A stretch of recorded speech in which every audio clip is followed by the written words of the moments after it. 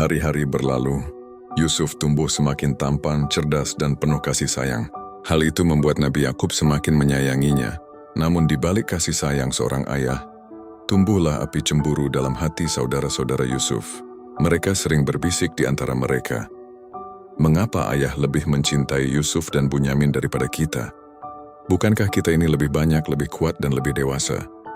Bisikan itu berubah menjadi dendam. Iri hati telah menutup mata mereka dari kebaikan Yusuf yang sebenarnya tidak pernah bersalah.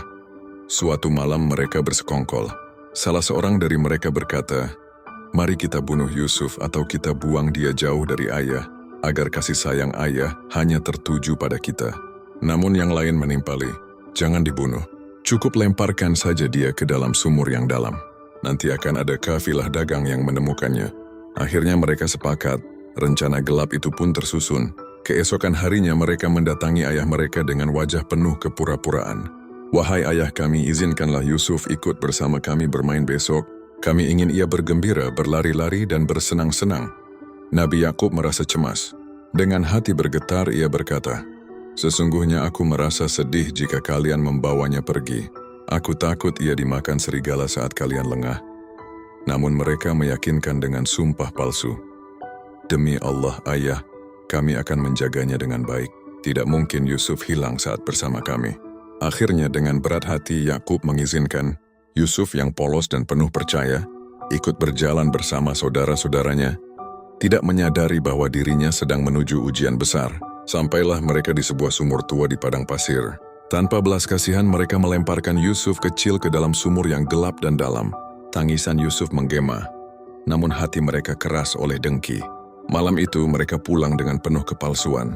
Mereka membawa baju Yusuf yang sudah diolesi darah palsu, lalu berkata sambil berpura-pura menangis, "Ayah, kami tadi berlomba lari. Sementara Yusuf kami tinggalkan sebentar. Tiba-tiba serigala memangsanya." Mendengar itu Nabi Yakub langsung lemas. Hatinya hancur seakan remuk menjadi keping-keping. Namun dengan penuh iman beliau hanya berkata, "Sungguh hatiku berkata lain, tetapi aku hanya bisa bersabar dengan sabar yang indah. Dan kepada Allah lah aku memohon pertolongan atas apa yang kalian ceritakan." Di dalam kegelapan sumur Yusuf kecil sendirian, tetapi sesungguhnya ia tidak sendiri. Allah menurunkan wahyu untuk meneguhkan hatinya. "Engkau, wahai Yusuf, kelak akan mengingatkan mereka tentang perbuatan ini, sementara mereka tidak menyadari."